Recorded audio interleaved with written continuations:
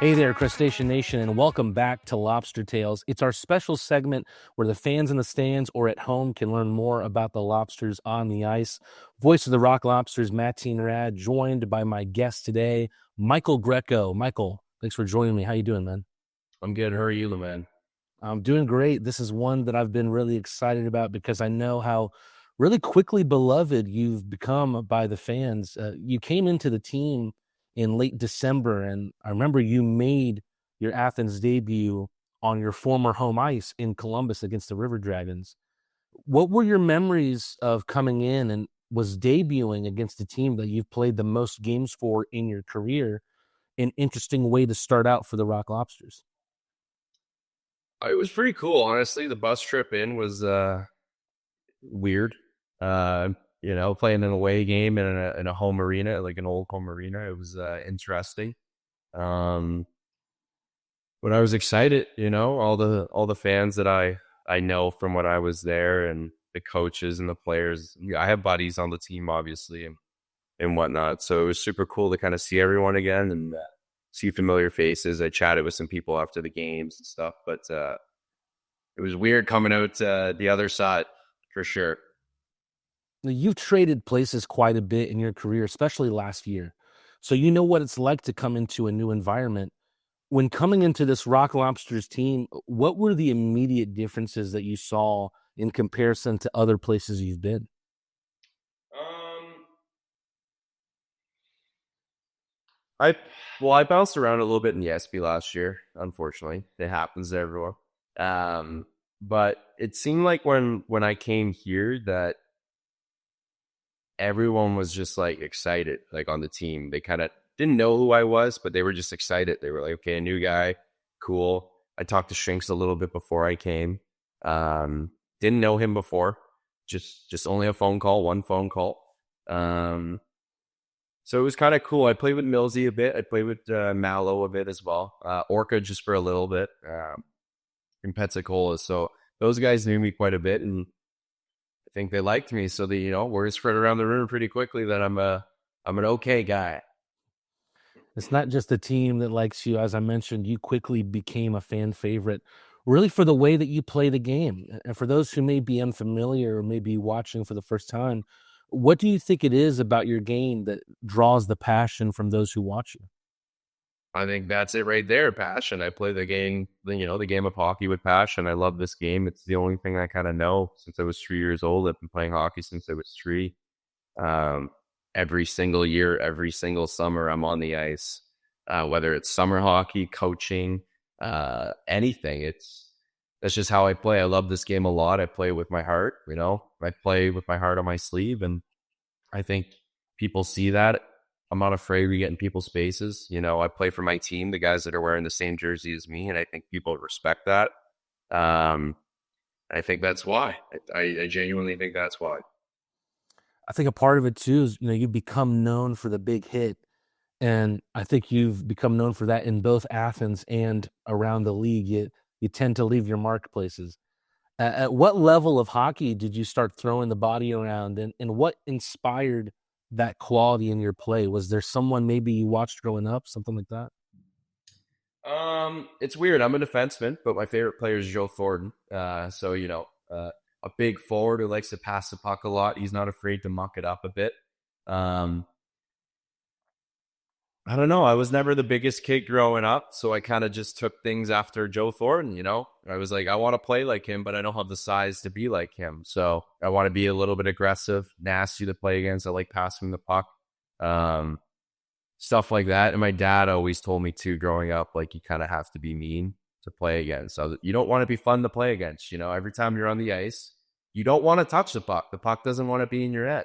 So if you're mean, guys aren't going to bring it in your head. Regarding being a fan favorite, you're coming off some time on the sidelines with an injury that you got from a block shot. I would see messages on the fan page that would say things like, "Oh, I saw, Greco in the concourse and he said hi to us," and, fans would be excited about it. Were you aware how much the fans loved you before you had the chance to interact with so many of them as much as you did during your injury? Not really. Like I kind of stay off social media and stuff. I don't really read too much in regards to fans and whatnot. Just yeah, it's I don't know. I feel like it's a bad habit to get into because not everyone says nice things. So I don't care about the nice things or the bad things. It's nice to hear, but I just try and avoid it all. And it was nice the last month. I've been off for about a month now with this ankle injury, and it's it's cool how much people care. You know, a lot of different faces, a lot of different people every single game, even the workers at the arena. Hey, how you doing? When are you coming back? So it seems like it's a tight community here, and it's cool to be a part of for sure. Fans know you for the big hits, but I think the league and the team know you for being one of the best and most prolific chirpers in the Fed right now. I've heard some great stories about your chirps, and unfortunately, I can't repeat any of them here. But Yeah. from the man himself, what do you think goes into the art of the chirp? You got to be quick with it. You know, you can't sit on a response. I find this is my tip to anyone that might be listening. There's no limits. If you're chirping someone, go right for the throat right away. Why not? Let's see if they have a response. Put it in their court. See if they can play some offense. And then usually guys don't. Usually guys don't know what to say. I kind of catch a lot of guys off guard with what I say because I'm not afraid to say a lot of things. So, we can't repeat those things. But yeah, you got to get in people's faces and say things that people don't want to hear. A lot of times you'll see guys just stuck. No mercy. I like it. Do you have any opinions on who has the worst chirps on the team? On our team? Yeah. Ooh.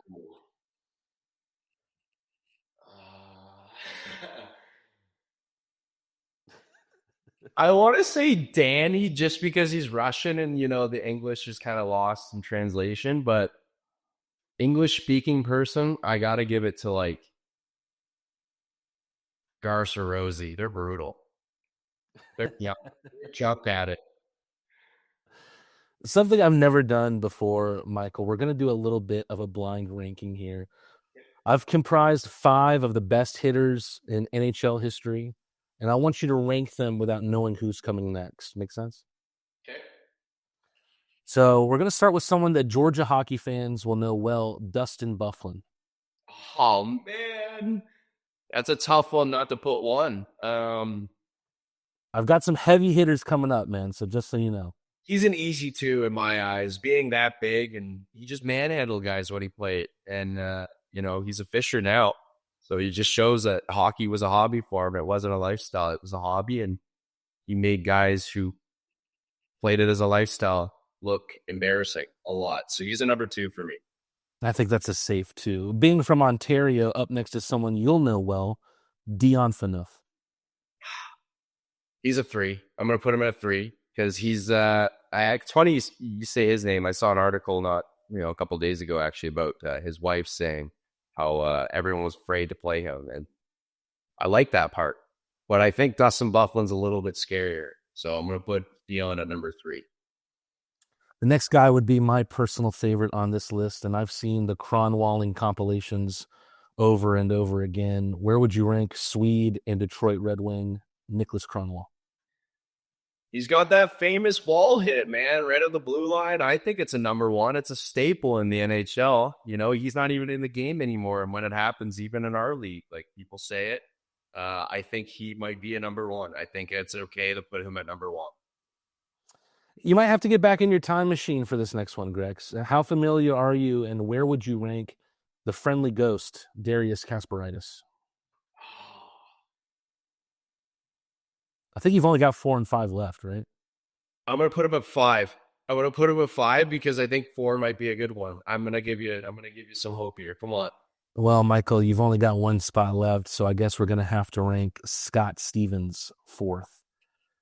Now that we're done with the ranking, how do you look the? I would switch it around. He's at 3.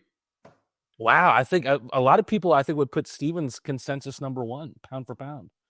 I think the reason why he's got my number 1 is because he played in the older style of hockey where it wasn't as fast or skilled. Whereas the guys now, like Dustin Byfuglien was kind of in that in between, but he played against the fast, skilled players that harder to hit against. And same with Cromwell, like faster skilled players, hard to hit, but they abuse them. So I don't know. Yeah, that's what I like list. I like Cronwall at 1 because he may not have been the heaviest hitter, but his hits are the most fun to watch by far. Well, yeah, they're everywhere too. You like that's usually every Don Cherry highlight hit reel thing is there's at least 4 of the Cromwells in there.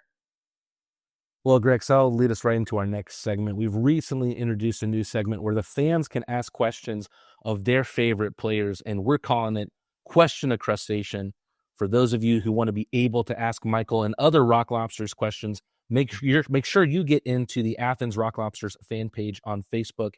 Admin of that page, Niven McCrary, says, I'd love to hear about some of his fights. Do they happen naturally, or do he and his opponents plan to square off ahead of time? Is there one guy that he just loves to drop the gloves with? It's a good question. Like I was saying earlier, I play with my heart on my sleeve. I'm an emotional guy, and as you saw last game, I kind of just snap, the wires cross, and sometimes that happens. It doesn't happen often, but I'm a pretty calm guy, but I do square up with guys as well. I had one in the Fed my first year. A really big guy, actually, a big farmer guy. It was against Delaware. They're not in the league anymore. Our military weekend, I hurt one of their players with a clean hit, and so they brought in some Ice Wars guy that was like 290 pounds, and he said he was going to hurt one of the guys on our team, and happened to be my buddy. So I said, okay, I guess I got to fight him. That's the most memorable one I have because he was a lot bigger than me. He was about 280, 290, 6'2", 6'3", and got easy work, not gonna lie. What happens in those wires crossing moments? I mean, take last night against, I think it was Larwood, for example. Yeah. What happens leading up to that? It's not a one instance, thing for me. It's more so like a buildup. There's lots of players in the league who like to chirp, and they don't ever do anything about it, or they're just chirp from the back, and that's it. And then they play this fake tough guy game, and I figured we don't play them again. Why not? It's tied 2-2. Maybe get the boys going, and we won 9-3. That's a great point. A man who helps me out so much in all things technical, Stephen Turner, he asks, outside of hockey and golf, what are some of your hobbies? Or if you had the time, what would you be interested in learning more about? Becky Rice Hasty also says, what hobbies or aspirations would your fans be surprised to find out about you? Okay, the surprise one I'll answer first. I'm a pretty quiet dude. Doesn't seem like that. I mind my P's and Q's. I hang out in my room. I play a lot of video games. I like doing puzzles, stuff like that. I took art in high school, so I like doing arts as well. There's your surprise. A lot of people don't expect that. But outside of hockey, growing up, I was a lacrosse player as well. So during the summer, I tend to coach like youth box lacrosse. That's what I've been doing for the last 3 summers anyways. But I think I want to coach at some point in my life. I think once the game of hockey's done and I can't play it anymore, I have a lot of knowledge that I can give back to the youth that they would appreciate, and maybe it'd make me a good coach, maybe not. Some players don't make good coaches, but I do a pretty good job with lacrosse, so I think I do a pretty good job at hockey as well. That's right now, that's kind of what I'm gearing towards after hockey. We'll get into that a little bit more in just a second. Sarah Jane Bork-Young wants to know, what got you into hockey in the first place? I mean, it must have been pretty easy being an Ontario guy. Yeah, like you'd kind of think that being an Ontario kid, it's pretty easy, but my mom, she never played hockey. She was more of like a track athlete in high school and softball and slow pitch and stuff like that. And my dad played baseball and never played hockey. His parents were also like straight off the boat from Italy. So, no hockey background in my family whatsoever. It was more of a small town Aurelia thing. Aurelia is a small town. It's known for its hockey and lacrosse. And I'm assuming my dad just kind of heard about it because he grew up in Aurelia as well. Same with my mom. So they just threw me in at the age of 3 and just took off. just love it. Alicia Stanford asks, how are you and the team feeling about heading into the playoffs? Um, I mean, I feel like we're not nervous. There's, I feel like you can't get too far ahead of yourself when it comes to things like that. You got to take each game by each game. We still have the regular season to finish. We still want to finish in first place, to give ourselves that little bit of an advantage. Obviously, everyone wants to finish in first. I think that's our goal right now. And then once playoffs hit, then that's kind of the reality check of like, okay, it's do or die mode. Um, we talked about it after the game Sunday as well. It's do or die mode now. We have to start playing like that anyways. We have been playing like that. We got to show teams that you're not going to play against us and have an easy night. It's going to be difficult, and we're really excited to play bingo here. J. Eric Hasty wants me to ask you about your coaching plans. We saw you in the suit next to Coach Marty during your injury. You talked about it a little bit earlier about your aspirations to coach. What exactly are your post-playing plans to coach for you, Michael? I don't have like any set in stone plans. I actually retired. I quit hockey during COVID. I had a really bad concussion that kind of just veered me towards coaching. So I coached 1 year of U16 hockey in Aurelia. And we were, I think, 52-1-2 or something. And we were supposed to win, but COVID canceled the championship. So I have a fake COVID ring from coaching. I wouldn't mind adding more to my collection as a coaching standpoint, but I think in Canada, especially where I'm from, coaching isn't a huge thing. There's not a lot of growth in Canada for coaching, so I think I would like to stay in the States and try and coach, a AAA program somewhere and build my resume that way and, get some more connections and whatnot. But still focused on playing right now. Just want to win a championship. Never won anything. So as a player, so I want to do that first. Well, you've already won as a coach, and hopefully since it happened during COVID, nobody calls it a Mickey Mouse ring like they do with LeBron. But anyway, Lindsay Carr states, I know the guys like to golf. I want to know who's the best golfer in the group, and do they feel that golfing helps them with hockey in any way? I think golfing's a nice break from hockey. You get to spend 3-4 hours with your, 4-3 buddies at a course. You just chit chat. Golf's a stressful game, but it's a relaxing one too. You get to just hit a ball and enjoy some nice weather, chat with your buddies. Maybe have a cup of pops. Who knows?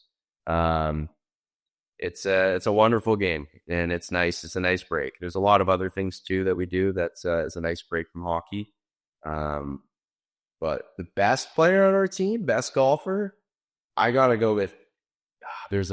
I would say Pix. It'd be Pix and Dom, I think, are our top two. Maybe Millsy. Those are my top three. I'm trying to think. I'm pretty sure one of the guys on the team used to be on a college golf team. Pix. It was Pix. Okay. That makes more sense then. Self-taught, by the way. Self-taught golfer. That's how good he is. He taught himself how to play. So shout out to Pix. Good for you, buddy. But I'm jealous. Yeah, I should have asked about that in my interview with Pix. Resident mom of our YouTube chat, Tammy Gallant, has a few questions. What's one of his top memories of his hockey career is question number one. Oh. It's that COVID ring, eh? No, it's not. I don't know. Memorable. Honestly, I've never won anything as a player, so I can't say winning. There's 1 year specifically in junior that sticks with me. I met a lot of really good guys. It was a really good time in my life with how many people I met. We weren't a good team, but we were close, and we hung out every single day. And it was when I was playing at Brantford, actually. I think that's my most memorable, honestly, experience outside of hockey. It was fun. Tammy continues. She says the baker in her wants to know. She's also curious. What's your go-to dessert? My go-to dessert. I love cheesecake. Cheesesteak's really good. You know, a good chocolate chip cookie doesn't miss. Um, there's one dessert that strawberry rhubarb pie with a scoop of vanilla ice cream on top. Oh man, yeah. Is that Aurelia thing? So I played lacrosse with a buddy, teammates for years, and you know we'd hang out. And his mom actually would make this pot, and I just fell in love with it. Fell in love with it. Last question from Tammy. I feel like I probably know the answer to this. What's your NHL team? Is it the Leafs? Has to be the Leafs. Oh, it's not. Is it not? Okay. It's Oh, not. good. I hate to say this right now, especially, but it's San Jose. It's the Sharks. I'm a Sharks fan. Yep. A little bit of underdogs, eh? Oh, big underdogs. Ty Benton with a thinker here. I think I see the connection. He asks, what was your favorite memory of Gordon Lightfoot and what is your favorite song of his? I'm not sure if you know who Gordon Lightfoot is.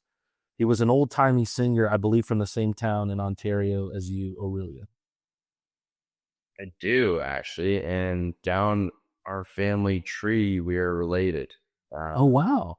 Yes, my mom told me that a couple of years ago. I'm not sure the direct connection.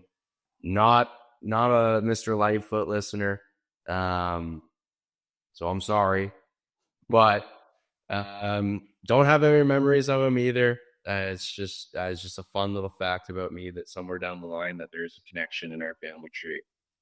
It's a very fun little fact. Ty also wants to know if you have any musical experience yourself. Um, no, I don't. I tried to play the guitar one summer. I was actually during COVID. My hands are too big. They're meant, you know, for shooting hockey pucks and punching people in the face. So, not a guitar. You use your pair of pipes on you to chirp. Are you able to sing at all? Only in the shower. Okay. Yeah. Yeah. A little bit of a feel-good end to our segment. Brittany Garatti posted a picture of you and her daughter on Star Wars Night and said, not a question, but a shout out to say thank you, Greco, for taking the time to come over and give Brooklyn a hug.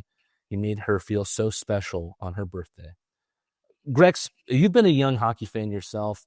What's it like to make that impact already on the next generation? It's a cool feeling. Like, you know, we do a lot of school visits. We read to kids a lot, and I'm usually, you know, one of the first ones to sign up. I love kids. I think giving back to kids and showing them that hockey's a cool thing. We try and get involved with it, and you know, hockey players are scary on the ice, but we're not scary off the ice. So it's kind of cool to kind of just put that perspective onto, you know, the youth and show them that, you know, hockey players care, that we do care. Um, we're not just these big dumb idiots who play on the ice and stuff. We do care about people. We do acknowledge people, and we do see, um, you know, the fans and whatnot. Well, that's a tremendous way to send this off. You can catch Michael Greco laying some Bears out Wednesday and Thursday. It's a matchup of the top team in the Empire Division against the top team in the Continental. The Binghamton Black Bears against the Athens Rock Lobsters at Aikens Ford Arena. Get your tickets now. Michael, I'll see you there. Yes, sir. See you then.